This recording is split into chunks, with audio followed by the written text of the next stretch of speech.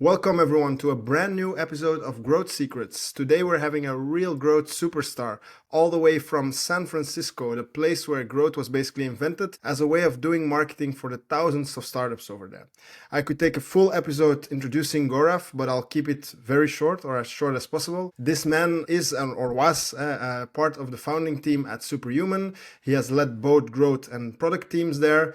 And next to that, he has advised many of the fastest growing companies in the world, like Clay, Replit, Readwise, to only name a few. He is a much asked growth speaker and a current guest speaker at Reforge, where the elite of Silicon Valley goes to get educated on product and growth skills. And last but not least, he publishes essays on growth now and then, of which the most recent one about the rise of the growth founder got quite a lot of attention. Welcome, Gaurav Vohra. Thank you so much, Yannick. Super pleased to be here. Nice. Gaurav, I already told people a little bit about you in the introduction, but what should people definitely know about you? I think one thing I always like to mention, UK born and raised, living here in San Francisco. So sometimes you might hear that come through in either what I talk about or maybe my dry humor. Sometimes I have to add to the end of something. That was a joke or that was a question because people can't hear it in my voice. Cool. And yeah, I already mentioned it. You were one of the founders of Superhuman, a company that was like, can I say, one of the first ever AI companies, or yeah, at least. Ooh, I'm not sure about first ever AI. I mean, I'd love to have that accolade. That would be Yeah. awesome. We certainly brought AI features to the product pretty much as fast as we could once we saw the technology was available. And obviously, email is just like text, right? And there's so much you can do with AI. And it's just been the story of the last 24 months, really, has been building more and more AI into Superhuman. And even as we speak right now, there's some very exciting AI progress in the works with Superhuman. Cool. Yeah, and indeed, you were one of the fastest ones to implement AI. But like Superhuman has been around for already 10 years, if I'm not mistaken. What was it like to being part of like the founding team? Because yeah, you wore like many hats within the company. What's it like? Can you guide us through some key milestones? Because I saw a tweet or an X post recently where it still compared like the US to Europe, where all the big companies or the tech companies still are based in Silicon Valley. What's it like to be there? Because yeah, you also moved there later. You were in consulting first, you mentioned. What's it like? Can you guide us a little bit? Yeah, sure. So let me share a little bit more about the Superhuman journey. I'm happy to share that part. Yeah, 2015, believe it or not, is when we started writing the first lines of code. I think if I look at the dates, we're probably 3 months off from the 10-year anniversary of the first line of code actually being written. So just under 10 years. And being there from the very beginning and then seeing it get to where it is today, I like to think of it in different phases, right? Companies have different life cycles, different life stages as part of the life cycle, and Superhuman is no different. The earliest phase, and this is true for most companies, was just building the product and getting to product market fit. And in our case, with email, that's a huge surface area. That's a pretty large product that you have to build before you even get something that is minimally viable, let alone minimally lovable or actually useful and better than the alternatives. So that was like phase one, right? There's an interesting question in there, which is like, what does a growth person do when you're in that phase? Which is why I wrote the growth founder essay. Phase two was sort of scaling up and kind of taking what was working and making it bigger, making it more well known, bringing it to more people. But in that phase, we were still strictly selling a productivity tool to individuals, right?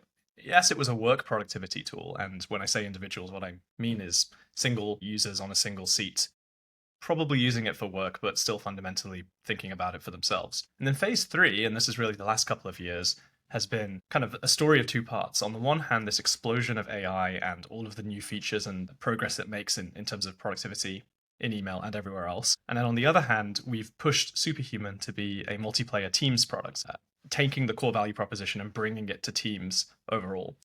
And that has been super exciting to see the progression of what Superhuman can do for companies. For example, fairly recently, we got thousands of people at a company. I'm not sure if I'm allowed to say exactly who, but thousands of people signed up under this enterprise deal to use Superhuman, and they all use email extremely heavily. And seeing impact like that is really just phenomenal. When I consider where it all began. Cool. Let's go back to the first wave or phase you just described. That you mentioned product market fit. I think it's one of the things that people, a lot of things have been written about product market fit. How would you describe it, and how do you feel when you have it? When do you say like, yeah, now we have product market fit? How do you feel that? Yeah. And I'm not sure if you're sort of alluding to the product market fit article that Rahul, the CEO at Superhuman, and also my brother happened to write. It's like a little soft serve there for me to Yeah, mention that. exactly. Lots has been written about it, in fact. And that article, right, talks about the quantitative measure of product market fit, which is 40% of your users who you ask would tell you that they would be very disappointed if the product were to disappear tomorrow. I think that measure is incredibly good. I think that's something that basically every company should try and measure to figure out if they have product market fit. That being said, I'm also a big fan of qualitative signal as well, which is something I always like to, remind people of, despite being someone who has both been a data scientist and led data science teams. It's like the data's cool and all, but it's very important to have qualitative signal to back it up. And so what's the qualitative signal for PMF? For me, the one I like to think about the most is the market is ripping it out of your hands faster than you can build it. So anytime you have a feature, it's not something new that you were thinking of. It's something that 100 people have asked for already. Any bug you fix is met with, rapturous applause because the customers are so happy that that bug was fixed. So they're ripping it out of your hands faster than you can build it. Everything is met with some kind of built-up demand or pent-up excitement. And when you feel that, you know it, right? Like your customers are telling it to you day in, day out, as long as you're listening to them and talking to them, which some people don't do, but I think everyone ought to be doing. To me, that's the signal when you're hitting your stride with product market fit. And something I'll mention is, and there's been a lot written about this concept as well. You can fall out of product market fit. It's not a binary state that you flip into and then you never leave. You can easily fall out of product market fit. Brian Balfour, CEO at Reforge, wrote a really interesting piece recently on the collapse of product market fit and how AI is making some companies lose what they used to have in terms of product market fit. Really interesting piece, some cool visuals in there, and I recommend folks interested in PMF check it out. But you can lose it, right? And so just as you lose the signal from the quantitative side, you can also stop feeling that from your customers. If it stops feeling like they're ripping it out of your hands faster than you can build it, that's a pretty important signal that you should pay attention to. You just mentioned Brian Balfour. Like I also mentioned Reforge, his company, in the introduction. Like you also evolved from leading growth to product at Superhuman. Can you take us a little bit down that path? Because it's also, from how we look at it, I think mostly in Europe, those are like two completely separate things. How does one person, how is one person able or capable, to manage both of the skills to build such a high growth product? I think that there's very many different flavors of growth, and that's really what it boils down to. Product is relatively well defined. Product is the group of people who build the thing that your customers use. Okay, that's kind of simple. But growth can be everything from the group of people who sells the product. I've seen like basically the sales team being called the growth team, all the way through to the group of people that makes your product easier to use and learn and adopt, and something that is not going to churn users out, which is very close to core product, but with a slightly more quantitative and experiment driven nature, all the way through to being the group of people that finds more users, prospective users for your company, right? Top of funnel acquisition. And then that goes hand in hand with the marketing team. And then there's even, discussion around whether it's marketing or whether it's growth. In any case, the flavor of growth that I always focused on was very product focused from the very beginning and to this very day, right? Like when you're a tiny startup trying to find product market fit and let's say you're a growth person, about 70% of what you're doing is product.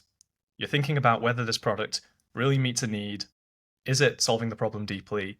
Is it solving the problem so deeply that you can justify a price point or a particular business model that you've chosen? Are you going to be able to find your first customers, take this product to market, get the flywheel of feedback spinning so that you know that you're moving in the right direction, right? How much of that is growth versus core product? I would say like 70% core product. So over time, as companies grow, you get more and more people doing more and more specialized things. As the growth person, I ended up kind of responsible for basically all of what I mentioned earlier in terms of different sections at different points in time. But something I realized was that, I want to get these teams to a certain level of maturity and then hand them off, right? Give them to someone who's going to take them to the next level. So I did that with the go-to-market teams, the marketing team. And when I had kind of created those teams and handed them over, that gave me space to then come back to the product and initially spend time leading the product side of things and then to focus really on growth product, which is let's make this product more viral, let's make it monetize better, let's make it easier to onboard into, and a whole bunch of other topics as well.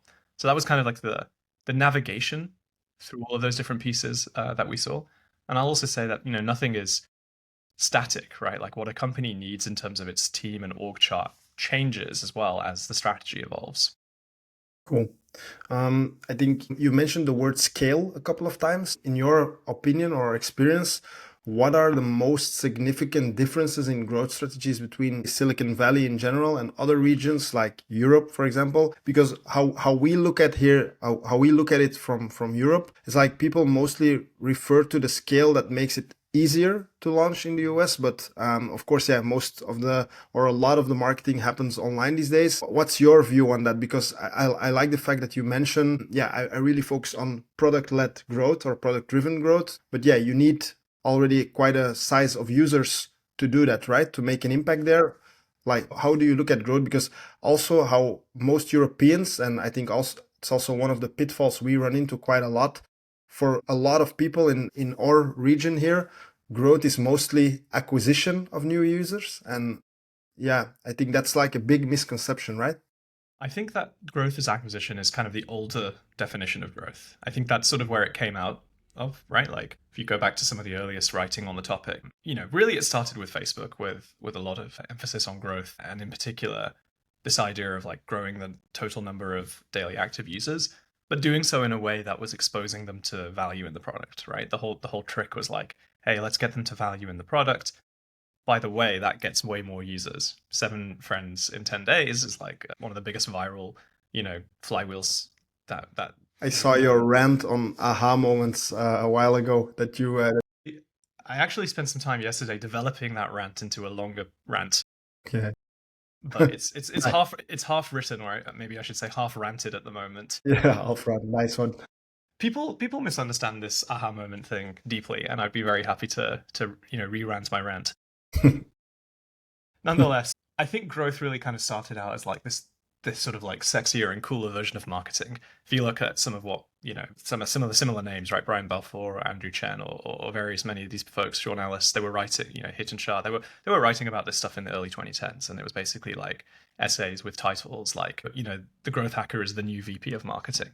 Okay, so it's like a replacement for acquisition. And I Exactly. do think there's been a lot more emphasis lately on how growth kind of just deeply embeds into all aspects of the product flywheel, acquisition, all the way through to onboarding, monetization, virality, and beyond. That product-led growth kind of wave, right, has, I would say, just continued to build since, let's say, the early 2010s. Is there a difference between Europe and US? I'm not sure that there strictly is, if I'm quite honest. What I I what I think have One thing I have noticed, which I think is really interesting, is venture-backed companies, of which there are more in the US, sometimes take a growth strategy that involves getting loads of users and becoming the most well-known brand in the space, and then monetizing later on. And I see less of that with European companies. I see European companies have a more stable, sort of measured approach to building their user base and revenue, whereas in the US, there's, and I wouldn't say it's the norm in the US. It's something that kind of still is a bit fringe, but it happens where a company just goes, screw it, we'll just get all the users and then we'll monetize them later on. We'll figure that part out later.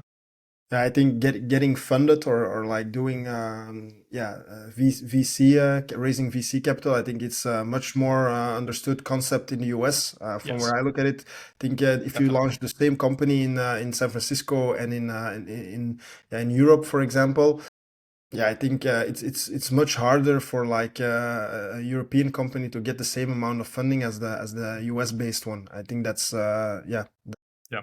quite accepted for now. But also, if you look at the number of successful companies, yeah, if you compare, yeah, all the tech giants from the US, I can only name a handful from Europe. And of course, we have beautiful companies as well, but not as big as the, yeah, of course, the Facebooks, etc. They are like very far away, but like the size of Superhuman, I checked you guys, the funding rounds you guys did. I can't name a lot of Belgian ones, for example, who did that size of funding. So, yeah, it's I think there's definitely, and this is part of why I moved from the UK to Silicon Valley. There's definitely an aspect of the ecosystem and the talent density that you find over here. That being said, with remote work and global teams, I'm seeing more and more companies and startups that have incredible people all over the world, and that trend obviously was really accelerated during the pandemic. exactly. Perhaps has actually slowed down since then. But what I think is different now versus 5 years ago before the pandemic, basically every startup I encounter has some concept that is well accepted of remote work or remote workers. And especially in the US, it's usually Latin America and Central America. But to me, that's really cool to see the global workforce kind of being brought online and activated thanks to remote work, maybe accelerated by the pandemic. Some of the strongest teams I've worked with have people just like everywhere, and they're able to kind of bring that institutional money or whatever we want to call it from Silicon Valley to the world, right? And like kind of distribute some of those VC dollars to other economies, which is pretty cool. Yeah, but mostly I think that the companies you're referring to, probably their HQ is probably still based in the US. But yeah, yes, yeah, exactly. It's true. Point made.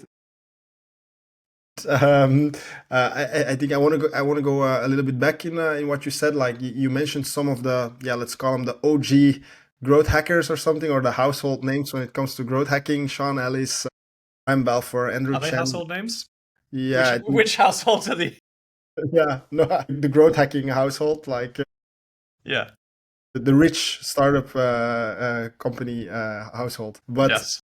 whenever people still search for growth marketing or growth hacking, whatever you want to call it these days, you still end up with Sean Ellis Dropbox referral story, the Hotmail PS I love you, etc. Like this is the Growth Secrets podcast. What are like some of the news stories? Because I think we can't find them. I don't know if that has anything to do with the new president there, but the US is hiding it for us. It seems to, because whenever we Google, yeah, we still end up with these old 2010 use cases, and it's really weird. By the way, I also saw that you stole or you borrowed the one from Hotmail with Superhuman, which is super good. 100%. That's a nice one. It's a no-brainer. No-brainer. It's been part of our growth. I mean, it's driven like double-digit % of our growth since the beginning of time. Well, I think what you describe is the power of SEO, isn't it? It's sort of getting the word out there and having something that is well written be well indexed and well ranked in Google search just sort of stands the test of time. Which honestly, if you're a producer of ideas or a peddler of strategies, which I consider myself to be in that group now, that's the goal. Of course, yeah. Which I think is pretty cool. I think there's definitely a new category of growth that I'm seeing in the last year or so, and that is AI startups that are just, to use a version of a phrase I read, I think from Ben Stansel. He's I think he's the founder of Mode, the analytics BI company. He has a really great Substack, and he says this analogy or something close to it. It's like, you stick a toothpick in the ground and you immediately hit gold. It's like that's what's happening with AI companies. We see the 0 to 20 million ARR in 4 weeks, or like 4 months, or 0 to 100 in a year. Like yeah, I saw Lovable with like a 20-person team or something, or a 15-person team. They hit like 10 million ARR in 2 months. And aren't they European, if I'm not mistaken? Are they European? I think I saw. They're Swedish, right? They're Swedish, I think. I think I saw that. Yeah, I think they sort of took they saw a tweet that was like, fastest growing startup out of Europe ever, something like that. But Sweden also has Spotify, right? So they are like, yeah, they're outside of this Europe world. Right. They're not in your Belgian border. Yeah, exactly. So that's the growth story that I'm seeing these days. What's really cool and really exciting about it is it's not actually driven by any particular growth hacks, right? Like it's certainly viral loops and, acquisition and onboarding flows and all that stuff is still important. Like they always have been, always will be. And Andrew Chen even published something about 3 weeks ago that was like, look, even in the age of AI software and apps that sit on top of frontier models, things like network effects, team workflows, collaboration, they're still going to be the things that win and create the next version of Slack or, Notion or whatever. But the reality is that the technology that has come along is so useful and changes so drastically what companies can deliver that customers are just swarming in droves towards products that meet their needs and solve their problems. And that is a level of growth that is, unprecedented, at least in the last 10 years. Perhaps we saw glimmers of the same thing when mobile was first becoming a thing and everyone had a mobile app. That's what I hear a lot. Yeah. But we've not seen anything like that since then. I think generally tech has been mostly iterative since 2012, 2013. And now we're just seeing these absolutely wild growth stories that, I'm very excited to see where that goes in terms of what it will look like a year or two from now. Because you already mentioned AI. What do you see? What's the role of AI when it comes to, let's stick to the word growth hacking. But if you say like, you had to do Superhuman all over again and you need like fast user acquisition, etc. How would you leverage AI to do that? That's a great question. I think there's basically limitless application of AI. I don't want that to sound like a cop out, but you can kind of task it with anything. The first generation, the first set of things that everyone was using AI for was what my friend Tristan, who is the co-founder of Readwise, dubbed about 2 years ago. He shared in a tweet, AI is best applied to BS work. Right? It's anything that just feels like BS and you can get someone else to do it or get a computer to do it. That's where you apply AI. And that was the first wave. Okay, so what was BS work in growth? There's a lot of BS work in growth, but it's like combing through Things that not scale.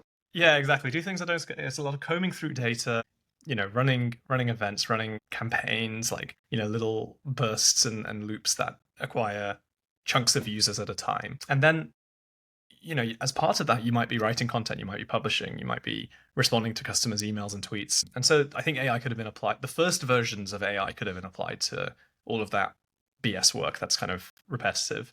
The next wave of AI technology, which is where it's actually getting quite good at, writing code or creating images or video, I think could be used in pretty spectacular ways, especially to build or to market, right? Like any engineer can write like 5 times the amount of code with AI tooling like Cursor. You can ship a pull request that has unit test coverage that's close to 100% because the AI can just write all of the tests for you, which is something that most engineers skip because it's boring and takes time. And then on the marketing side, I'm gonna forget the name, but it's the something brothers. I can't remember what their name is, but they do incredible AI videos, music videos, in fact.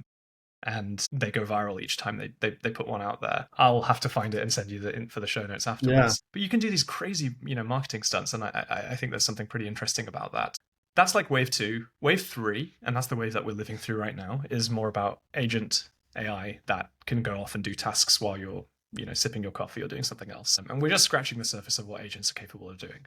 Maybe our entire onboarding motion at Superhuman could have been driven by agent bots, right? Maybe people could have come to a 10-minute onboarding call with an AI and it would have been a good experience. Where this all goes in the future, who knows? I think this is where it starts to get really exciting.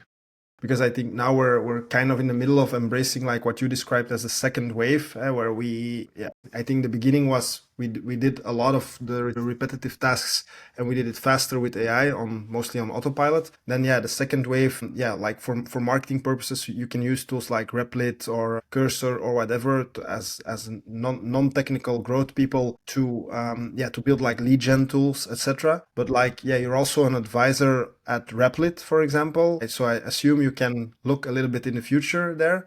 Like what can I assume that? I can use my crystal ball of the crystal ball of Replit. But where do you see the agents going, for example? Because I think it's already the buzzword of 2025 and it's only February. But where do you see it going? And what is like, for example, a company like Replit? How are they approaching it towards marketing, for example? Because like now it's I think everyone is a coder suddenly, which is super amazing. But what marketing concepts do you see there?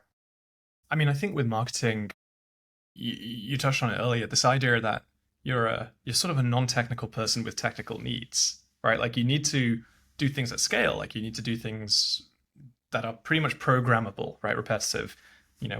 When a lead hits my website, like in this way, go and do this thing.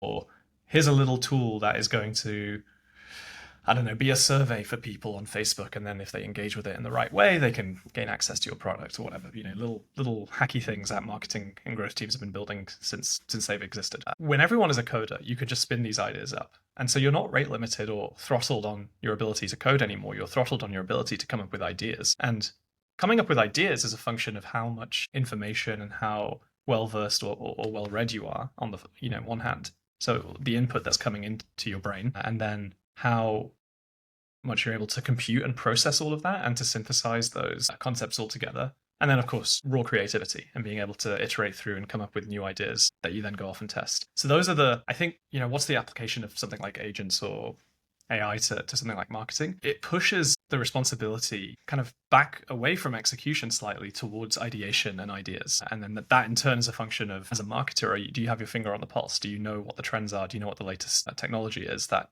you could use? Which has kind of always been the case, but I've also seen some very uncreative marketing teams be very successful by just doing the thing, right? I'm not sure if that will fly in 5 years from now. You mentioned like the finger on the pulse, you're also advising like companies like Clay and Replit, like companies where we look at like they have like super high growth or super fast growth. I think it's even the hockey stick growth. But what advice do you give such companies like related to growth? Because how we look at it from a distance is like, for example, Why Replit, don't, yeah, they go really like this. They really go hockey stick, and all of a sudden they get like, yeah, they acquire like millions of users yeah. from one day, yeah, basically overnight. How do you get along with that, and how do you, yeah, keep the growth steady, or yeah? So my little advert for myself as an advisor, which I appreciate. Something worth noting about both Clay and Replit is they're both actually relatively tenured companies. They each, I think, have been around for 8 years, right? And so if we talked about Superhuman being nearly 10 years old, like we're talking about companies that were started maybe a year and a half to 2.5 years after Superhuman, which is pretty wild when you think about it. And if you go into the history of both companies, and these histories are relatively well documented. Clay's was published recently in First Round Review, and Replit's, if you go into Yeah, whether it's I Amjad, saw a podcast where he described it. It was a side project first, and then yeah, he built it further. Yeah, I and saw it's that one. been through various sort of product iterations as well. The fact with both of them is that they've hit their stride in the last couple of years, and that's incredible to be a part of and to see. What do I then come and do? Well, like I said earlier, a large part of what I actually do is product, right? Like as a growth advisor, I'm pretty much getting in there on the product strategy, and I'm helping both companies with, hey, what is the product strategy and how does that sustain and last into the future? And then depending on where that then takes us, I can go relatively tactical and, be a dotted line manager of a bunch of product managers and, set up a bunch of rituals and processes inside of the company and, get them cranking on virality and onboarding and acquisition and all that kind of stuff. Or I could stay at the strategic level and say, well, look, this is our strategy, or this is what I think your strategy should be. Have you considered doing it this way? And we have those conversations, and we chart the course for the next 3, 6, 12, maybe even 20. And then what does that lead you to? Well, then you need a team to execute it. And so a big percentage of my advisory engagements turn into, now that we're clear on strategy, let's build the right company and the right team to go and do this. So I might help them hire a head of growth or a head of product, or, just organize and structure the existing team better. These are the kinds of things that if you see it enough times at enough companies, it becomes almost second nature, like very intuitive pattern matching to figure out what the path forwards is. When you're an operator inside one of these companies, you're so busy running the company, you have so many responsibilities that are needed to keep the lights on, that it's hard to take that step back. And you don't have time to see across many companies to understand if what you're doing makes sense, to figure out where the patterns are. Which is why I think having advisors is incredibly powerful. And I'm not just saying that because I currently am one. If I think about my own time when I was an operator, the times when I had someone giving me advice as a mentor or challenging me as someone external to the company were probably the times where I made the highest percentage of on-goal decisions, right? Like decisions that I would consider to be high quality and impactful. And looking at your advisory roles, say you've done quite a bit already. What are some of the common challenges that you've observed? Is it mostly team or people related, or are there any other things that always come back? It's very common for the team and the people side to be a challenge. It's very common to have challenges, even for some of the hottest companies, to hire the right people into the right roles because maybe the strategy of who you need isn't correct, or the strategy is correct, but the process of interviewing and hiring isn't right. Or you get the right people in and the structure isn't there for them to succeed. That's just like almost every company I've seen. And so anyone who's in a company right now building the skill of building teams and hiring and, getting people productive, those are very useful, fungible skills, I believe. I will say they're also really, really hard to get good at. Like it takes years to become good at these things. But if you are good at it, it's very powerful, right? To be able to get on a call with someone and 30 minutes in, you've basically convinced them to quit their job and join a given company. It's Super very powerful. powerful Yeah, skill. if you can do that like reliably, you sort of justify your advisory fee, assuming they join and they're awesome. So yeah, There no, should that's be an AI for that, to probably, convince people in a 30-minute call to quit their job and jump on the startup train. yeah, That should probably. be an AI. So that's definitely a common theme. I would say the other common theme, and this is true of companies as they grow, is that things slow down as they get bigger, right? There's more people, more opinions, more stakeholders, and all that kind of nonsense. And I think it's incredibly important as a company grows that they keep their startup spirit and they keep breaking down the cruft and nonsense that accumulates as a company gets larger. something that I like to do is to push teams on velocity. Like I'm always pushing on velocity because I think it's the most important leading indicator of anything. And the larger a company is, I think the more that push needs to be provided to say, look, it's not okay to, push this team meeting from Friday to Monday, because then you'll lose 3 days of momentum. You have to launch this thing today. It's ready. Why won't it launch today? Those kinds of nudges and pushes, which as a company gets larger, stop, happening. Oh yeah, we'll move this meeting to Monday because, 2 people are out of office today, or we're not going to launch this thing today because we're worried it's going to break production and no one's around over the weekend to fix it. It's like, well, those are the problems actually. Like you should make sure that you can deliver it. Ship Yeah. things. Yeah, I get it. I get it. Okay. Maybe you mentioned team that you help these companies to hire a head of growth, for example. Also, that's also something a lot has been written about that as well. How would you describe, or how would you describe like a modern head of growth or a growth leader? I read your essay on the growth founder, but yeah, like there are a lot of companies where the founder is not like a typical growth founder, I guess. What advice would you give there, and how do you observe these types of profiles? First thing I always do is say, what is the nature of the company? What is the product and how is it sold? So if the product is solving the problem of a huge B2B enterprise and it is sold by a sales team, then I would argue you almost don't need a head of growth, right? What you need is a really solid head of sales, an amazing head of marketing. Both of those two people have to think like a head of growth, right? They have to be numerate and experimental and whatever. But you don't really have space or a need for a head of growth, in my opinion. You could bring one in. You could have your head of marketing or your CMO have like a director of growth underneath them, and the director of growth can then be responsible for demand gen and like bringing leads into the funnel in the door. And then on the other side of marketing, you could have a director of brand or content, so some other squishier side of marketing that is also critical. That's the structure I see over on the B2B end of the spectrum. Okay, so then I might help the startup I'm advising actually hire a head of sales or a head of marketing with growth skills. And then once those people are in the door, I might help those people bring in the growth people, right? The director of growth or a growth marketing agency or whatever. Those companies might have space for a growth product manager, someone who kind of messes around with the product and makes it grow itself. A growth PM in those companies will probably focus on monetizing and expansion revenue, and like how do you have the multi-year contract magically grow without any salesperson having to touch it. Those little loops and improvements are very powerful if you can make space for a product team to do that work. Now, all the way over on the other end of the spectrum, straight up B2C, a head of growth, in my view, you can have a number of different formulations, but the one I like to think about is they're essentially a product leader. They focus on the bits of the product that will grow the company overall. They may be sibling to a head of core product. They may run the core product team. I've seen that approach, like at Otter.ai. Darius is the chief growth officer. He actually just has all of the core application product managers as part of his team, but product rolls into growth, so to speak. And I've seen it the other way around. I've seen a CPO who has a director of growth and a director of core, and ultimately growth is kind of like a core product function. And that's probably more common, right? Like that's what you normally see. And then on the one hand, you've got marketing. So there's a marketing team that does pure top of funnel brand, sort of hands intent and website traffic over to a growth team to do something with that. And then the growth team is sort of handing new paying customers over to either themselves to retain or to the core product team to actually experience the core product. And in those companies, you may have a sales team also. You may have a product-led sales motion on top.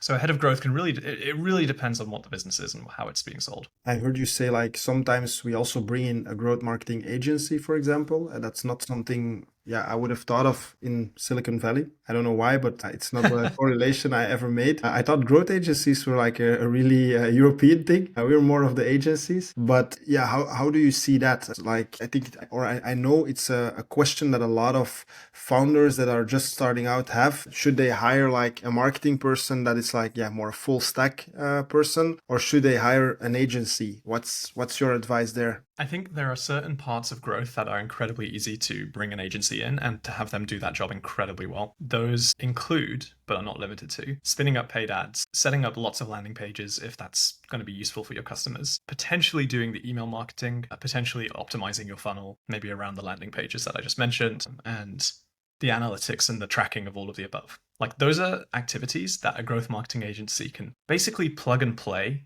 get going for you and the best ones that I know, like, do this in a matter of days. They can spin up all of the infrastructure and get you going on that sort of system, and then start driving traffic to your product and website. Should you hire a growth marketer to do all of the above? My answer is, to begin with, no. Like, you should just get someone in the door, and an agency is usually a lot faster to get going than hiring somebody to sort of validate and test that these channels actually make sense and that there's some ROI there. Then you might hit a point where you want to bring in-house talent and someone to own it internally. The reality is you'll probably bring that full-time person in, and then they will decide if they want to keep the agency to do the work or not.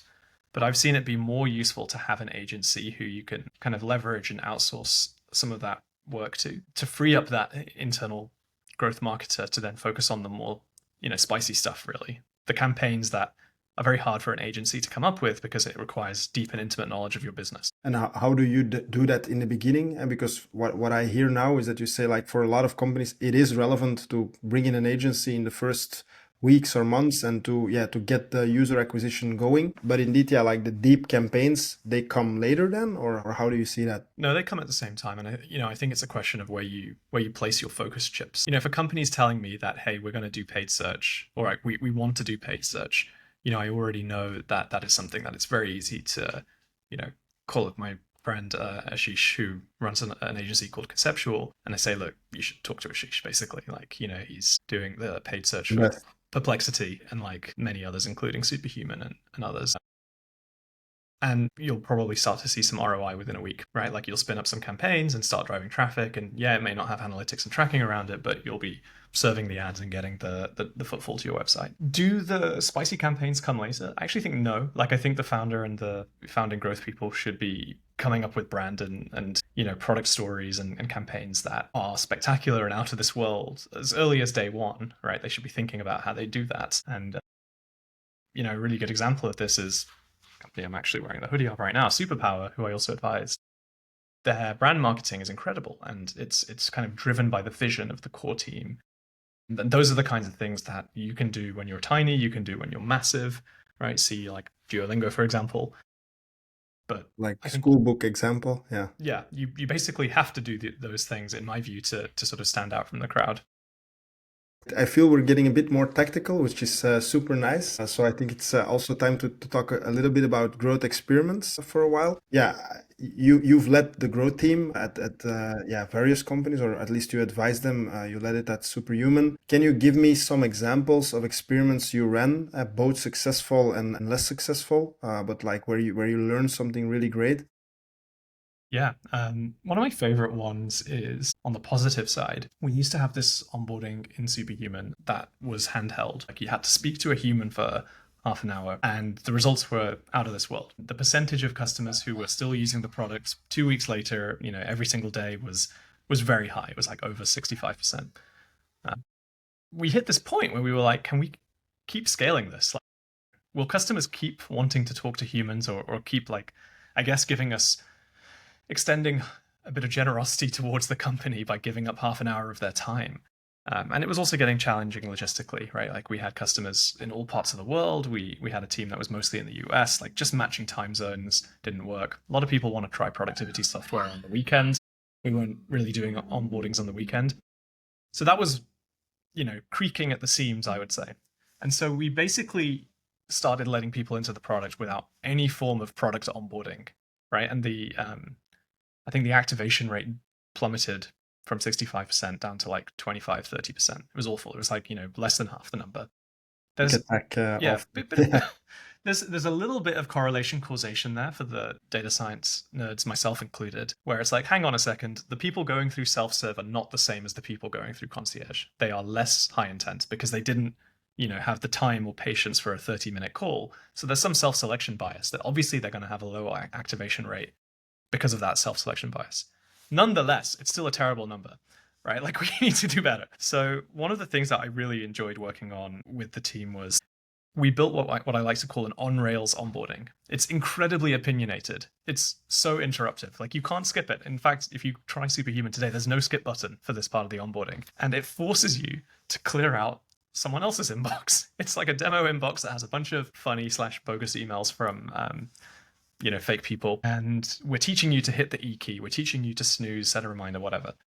and you can't get out of it. Like, you have to go through it, and it's like playing a game almost. We made sure it was well designed and super fun, and had a bit of personality. And that lifted the onboarding rate or the activation rate from, like I said, 25, 30 straight to like 40, 45, right? Like, just that one thing alone was Amazing. such a massive lift. So that was really cool. It's something that I basically bring to all the startups I'm advising on when they ask me about onboarding. I'm like, you have to make your onboarding opinionated. People don't want to see, inoffensive little tooltips dancing around the screen that basically seem like mosquitoes to kill. They want to be taught something. They want to learn Mosquitoes something. to kill is a nice one, actually. Yeah, I just I'm feel gonna like I use just that want one. to get my fly swatter out and just like smash my screen when I see those. And no one ever reads them, right? Like, why would you read Exactly. it? Whereas if it's something that's kind of like opinionated, it's like a handheld guided thing, I think people engage way more. You only have to look at something like an iPhone to see, look, when you set it up, like, it forces you to set up Face ID. It forces you to think about your keychain or your security location services. And like, at the time, you might be like, have I got to do this? Okay. But then you use those features later on, and obviously they're magical. Yeah, exactly. Yeah, so that was on the side of an experiment that I thought, went really well. I can also share one that went not so well, Yeah, if you're interested. maybe before you do that, what is the length of such an experiment? Because it seems that a lot of people always speak about growth experiments should Yeah, last 2 weeks. Yeah, is it? that's a good question. It's impossible to have like a one-fit-all approach, I assume. We didn't A/B test the change I described. We just shipped it, and we just saw the change in the pre-post numbers. It was literally like a line graph over time that went from 25%. It just jumped by like 10, 15%. Like, we should have A/B tested it. Don't get me wrong. As a growth data person, like, I encourage everyone to A/B test their experiments to really know when you've made a change. But if you swung for the fences and you've done something that's really big, you can probably see it in the before-after line diagram. I don't think an experiment should really last any less than a week for most software. 2 weeks it really starts to depend on how big the experiment is and your sample sizes. But in the course of a 7-day week, you wash through any repeat visitors, and you get to see weekday and weekend activity, which neutralizes any sources of bias in your experiment. So I like to say, well, most experiments are probably going to take a week minimum. Should I tell you about a terrible experiment? Yeah, I'm super curious for that one. So I've been waiting for it for a week already. we tried something at Superhuman, which was to allow for a free seat type. And the initial intent was building towards freemium, and I think the company's probably going to do that still at one point in the future. Freemium, where anyone could come in and just use the product for free and upgrade to paid when they need to use certain features or after a certain amount of time. And we said, well, look, we don't want to do that with everything. Like, we don't want to just let new users try it for free. Let's start with a smaller version of the thesis, which is, what if we create a free seat type inside of companies? And would that lead to more viral growth inside of companies? And so we spent quite a lot of time building this whole, seat type and this workflow where you can invite your colleagues. And the pitch was, hey, like, you love Superhuman, you work at a company with 20 people, we'll just get all 19 of those other people in for free, right? There's literally no cost for time. We can work on monetizing them. And we launched it. The results initially were really exciting. We saw this like 5x uplift in volume. And we were like, wow, that's insane. So, okay, like, the activation rate and monetization rate needs to be like 5 times worse for this to break even. And initially we were seeing it was only like 2 or 3 times worse. We were like, wow, we're making more money. This is like growing faster than it was previously. We're getting way deeper into companies. This is incredible. Of course, after the initial hype, right, the initial month, couple of months of this experiment, the data wasn't holding up in the way that we wanted it to. We were seeing more like a 3 to 4x volume uplift and something like a 4 to 5x activation and monetization depression, right? I mean, this is obviously slowing the business down. And we launched this in a very controlled way with a very specific set of customers, obviously. But ultimately, this thing was like hurting the business. And it was one of those really, difficult to navigate things, because initially we were like, well, but it seemed like it was going great to begin with. Well, they were the highest intent customers, right? They were the ones who had the highest invite rates. They sent the most invites out. They got the entire company on board. And then those colleagues were peer pressured into activating and monetizing, and everything looked great. By the time we were kind of pushing this just shy of doing a massive announcement and a massive launch, we weren't seeing that same level of uptake. And ultimately, we decided to kill the experiment because we weren't ready for it yet. We needed more collaborative workflows in the product to justify having people invite all their colleagues and use it all together. So that's when we pivoted attention off of that experiment back towards like building more team features. This was like a particularly painful one to work through because in theory, it seems like it should work, right? And like we started to see some of that early signal. But, I think this is part of why it's so important to keep a really close eye on the numbers and stay really close to your customers and potentially try and kill experiments sooner, right? Like when you realize that maybe the dice roll isn't worth it, right? That volume uplift, but the activation downlift that you might see, and to be okay killing experiments and to take the learning away from it as something positive that you can then apply to the next thing. Because how do you choose which experiments to run, and how do you prioritize? Because the two ones you just described, they are, for me, they seem more advanced. They are like Silicon Valley experiments, I think, when you already are at quite a size of a company. I haven't seen a lot of, again, European companies do that kind of experiments, or at least Belgian ones. So super curious to hear, like, how do you decide on the experiments? How do you ideate, and how do you prioritize? Usually it's a function of what is the strategy right now? What do we need? What do we need to do as a business? Where are we headed, right? And so in the case of Superhuman, we might say something like, look, we want to grow our team business. We want to grow the number of companies using Superhuman, and metrics that then get attached to that strategy are things like number of companies with 5 or more people using Superhuman, the net revenue retention of our logos, the usage of team features and team workflows. So you start to attach these metrics towards the strategy. And then when you have the metrics and you have the goals, right? Like I hate over-rotating on metrics because it makes it seem like everything is just move number from X to Y. It's more, the metrics are more of a quantitative representation of an idea or a direction that you're moving in.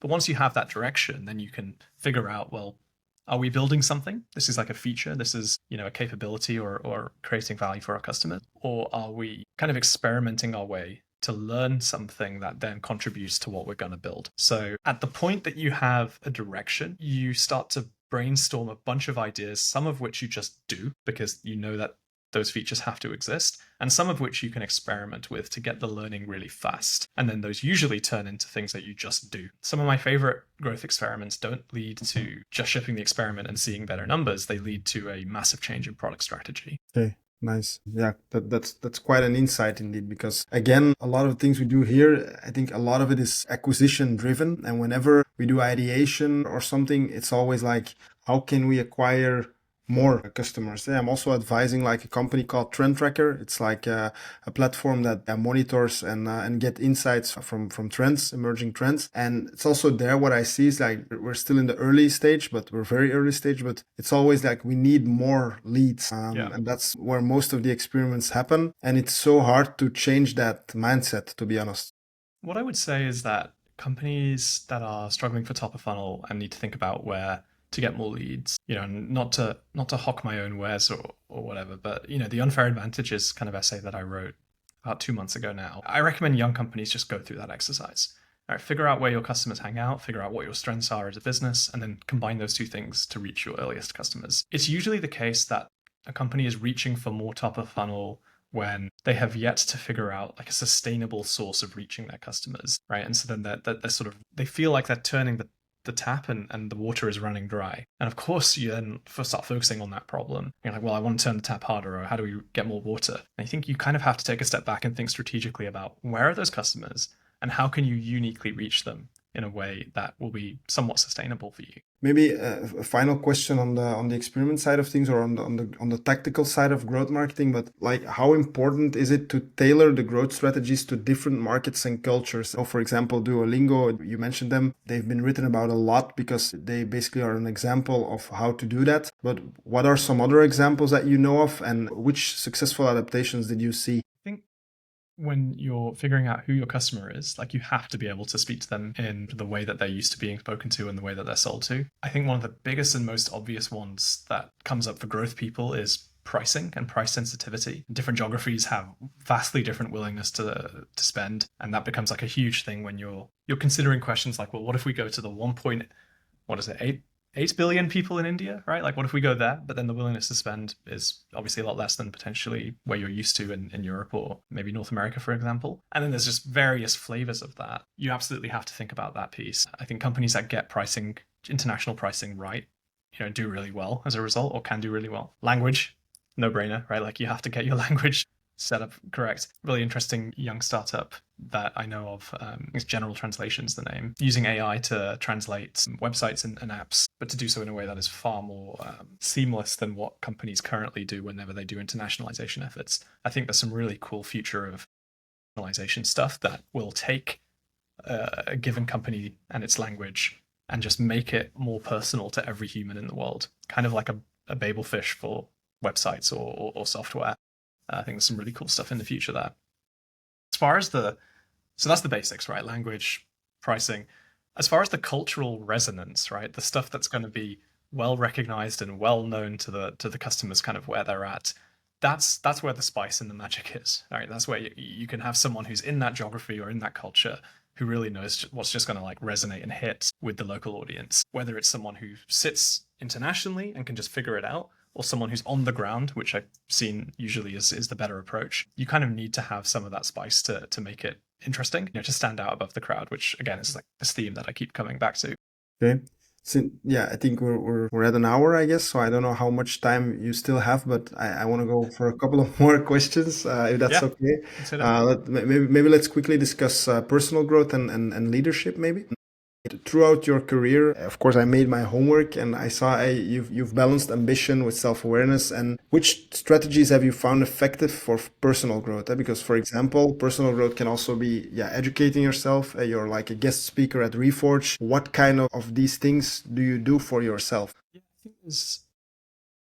I think I spoke about this idea earlier. I think there's something very important about constantly taking information in and being open to new ideas from externally. And that can be stuff that you're reading, so surrounding yourself with the right content, or it can be people that you're talking to, mentors, advisors, people who you're learning from, so-called earned insights that you don't have to spend your own time to get. I think those two things are absolutely critical. And if anyone is serious about what they're doing in their career, they should really lean into those things. There's also a skill around introspection, thinking about what you want, what you're good at, what you're not good at, and taking the time to kind of create your own plan, right? Some companies are really good at encouraging people to create their own growth plans and to be reflective, but I think it's still a rarity that people do this, right? Like maybe 5 or 10% of people at most will do something like that. And then last but not least, kind of building on top of that is being proactive about getting feedback from other people and being open to that feedback, right? Like the worst feedback the worst feedback is no feedback, right? Like, and even if someone tells you something that's really painful to hear and to listen to, there's some truth in there that's going to help you personally be better, be stronger, grow more. So those are some of the techniques that I always recommend to folks if they sort of ask me about personal growth. Saying that I like to think about is, 1% better every day is 37 times better at the end of the year. So if you can just make yourself 1% better every day, which isn't that hard, then you will be like astoundingly better at the end of the year than when you started. Exactly. And yeah, since you moved positions quite a couple of times already within Superhuman, you transitioned from like a more hands-on role, I think I can say, to like a more leadership position, where I think after talking to you that you're still pretty hands-on. But what advice would you give to people in the same situation? Because, for example, I recently read the book from Alice de Courcy. I don't know if you read it, but it's the Cognism CMO, the diary of a CMO. And it's amazing. She really kept a diary of all her LinkedIn posts where you see her transitioning from like super hands-on to like more management role, which is amazing to read it. I read it in a couple of hours, one run. But what advice would you give folks that are going from for a hands-on position more to a leadership role? I'm curious about what I've said in the last hour that made you think that I'm still quite tactical. Yeah, the experiments you tell me about, all the examples you give, right. At least you made it sound like you had like a big part in the execution of it, but maybe I understood that wrong. No, you're right. I think I did. To be honest with you, my spicy take on this is a personal opinion, less so my advice. I don't have too much time for leaders that don't understand the execution. I think leaders who are strictly people leaders or executives, or who see themselves as executives that don't get involved in the details, are a waste of space, ultimately. Especially in today's day and age where smaller teams can outmaneuver big teams. If you're a leader who understands how it actually works, you're probably 10 times more useful. And if you look at any of the most generational companies, the most visionary leaders who then lead those companies, they're all pretty hands-on. They all have some area that they spike in, whether it's Elon Musk understanding the fundamentals of how a rocket or a car might work, or Jobs having very strong opinions on the design of Apple products. There's all sorts of different examples of this where the leader stays very well connected to the detail of what's going on. My spicy take is if you are transitioning into people leadership, you obviously have to build these skills of figuring out how the system of people move together and get work done. But my advice is to actually hold on, figure out which part of the execution you enjoy and hold on to it, right, to an extent. Not to the point where it's damaging to your team's ability to get something done, but to Stay involved. To continue to stay involved. Exactly. I think that's, again, just like increasingly important in this world. Obviously there's a lot of value from the VP who can corral a team of 30 or 300 or 3,000, sure, but I think it's important to stay connected to the thing or the things that you're good at while you're learning all of the people management and leadership skills. I think I can ask you so much more questions, but I suggest we go to the quick fire. It's like a series of really small questions I ask at the end of each episode. And if it's okay for you, I'm going to ask a bit more than the three I usually do, but we can keep it short. I'll see if I survive. I'll see if I survive. Yeah, okay, but you're going to do great. Maybe let's start with what will be your biggest bet for 2025? That we'll be able to read the minds of dogs with a headset that translates their thoughts into human words. So like actual superhuman stuff, like. I wanna know what animals are thinking and saying, and I'm pretty sure that we're getting. Really? Are you on a project, for example, that does that? I would like to be. I saw a paper that was using AI to translate birdsong and figure out what the different melodies and chirps sort of could mean in words by like just running it through a massive neural network of the same kinds of algorithms that are used to decode languages that, ancient languages that we may have just discovered or whatever. And to validate that, the technology works on languages if you kind of unprompted give it just like a new language. So then if you start to feed it the audio of what the animal is kind of emitting, I think you can pretty much start to decode what they're saying to each other. And then the next step is to be able to read kind of brain activity and to start to get a read on that, which is technology that we also have, right? Like we've seen Neuralink enable people who are paralyzed to, move around and interact with the world around them. So that's my big bet. And I spicily say I think it's going to happen in 2025 because I think tech is starting to move at a pace faster than light speed. Yeah, exactly. Yeah. Okay. Then maybe to the marketing ones. What's your favorite marketing book? Okay, so I thought about this. Spoiler to the listeners, Yannick shares some of the questions in advance. Sorry, guys. Sorry. Yeah, it's not purely off the cuff. No, I don't think you learn marketing from books. That's a spicy take. That is my spicy take. I don't think you should sit down and learn marketing in a book. I think you learn marketing by being in the real world, seeing what's happening, seeing what's resonating, what your competitors are doing, or other cool companies, and by trying things out, honestly. If I had to give you a book, I would say Purple Cow by Seth Godin. You could also give me like a Substack or anything, right? I'm gonna say these are the modern books. Again, like I think it's more about the concept of doing something like spectacular, and so I think this idea of Purple Cow is, and this is a really old book at this point. It's 2002. Yeah, and I've read it in school actually, like 15 years ago or something like. But the concept is still valid. It's like how do you stand out? That then leads you to what I said earlier, which is like you need to be in the field, like you need to be out there seeing what's working and constantly trying new things and experimenting. What's your favorite marketing tool? Honestly, just the written word, right? Just like being able to put a lot ideas. Of people come with like LinkedIn or anything, a third-party tool for LinkedIn or anything, and like the written word is amazing. Just the written word, yeah. Being able to express your ideas is the coolest marketing, I think. Copywriting is like the most underrated marketing skill. It still is. As I've been writing more on my Substack, and I've experimented with using LLMs to improve my writing, and generally speaking, I think it kind of worsens my own writing. So yeah, but it's nice. I really like your essays. I appreciate it. Thank you. That's nice. I recommend it to everyone to read them. So I'll also share them in the links. I appreciate that. Okay, maybe a couple of more to go. Where do you upskill yourself? Like, is it also at Reforge or anything? Or I think Reforge has amazing content. Actually, the rant I mentioned earlier, right? The activation. Aha moment. So I was furthering my rant, and it's like a half-written draft, and then I was like, you know what, I should go and check like what has been written about this already. I went to Reforge and I sort of saw that shoot, everyone all my thoughts are unoriginal. Like this has basically been laid out end to end by people who are, smarter than I am and got there first. And so I'm like, oh well, Reforge. Reforge had it, obviously. It is a great resource for product and growth people and marketing leaders. Yeah, if you're product growth or marketing, like you should have a Reforge subscription for a year and just like read it back to front. Absorb everything. Absorb everything. Yeah. I think there are some really brilliant Substacks out there in the world that, depending on your field, actually, you might find relevant at different points in time. Too many for me to sort of name, I think, right now, but go check out my Substack and see what I recommend in the lower right. Those are all the great ones that I currently follow. 2 more questions to go. What's your best advice to people that are responsible for growth in companies that don't grow as fast as the Clays, the Replits, etc. of this world? Like, let's say the 99% of other ones. What would be your advice? Usually that's a product problem, right? Like there's maybe some marketing or top of funnel type stuff that you're not doing that you should be doing, but usually the product isn't there. And so if you're a growth person in that situation, you have 2 choices: get good at products and change the product, or leave, right? Go and find something more interesting to grow. So the first one is interesting, right? Like you have to get opinionated and strong at figuring out customer problems and building things for those. And the second one is like, picking your companies better and finding a place that's going to be more interesting to grow. So move to the US. I'll take that as a note. Okay. Or Belgium. That sounds like there's a big opportunity, sort of open space there. Yeah, it's a blue ocean.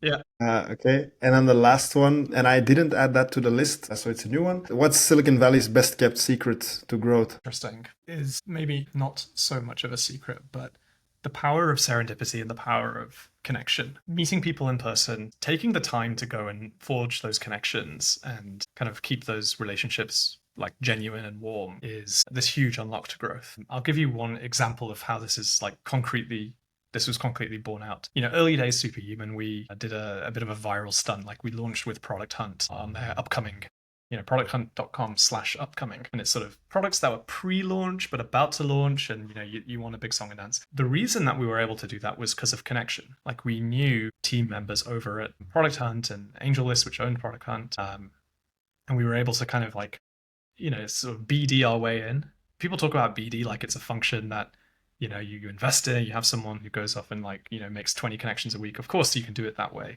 But I think you can always be BDing by just meeting people and spending time. Network always wins. Yeah. I think it's, incredibly powerful. And when I see companies do amazing things, often it's because of some cool connection, some serendipitous, connection that they had within their network. Gaurav, thanks so much. Thanks a lot for making the time. I know you have quite a busy schedule, but thanks a lot for being here, for all the insights you gave us, the listeners. And thanks to everyone else for listening to this episode. And see you in a couple of weeks for another one. Thank you. Thanks so much.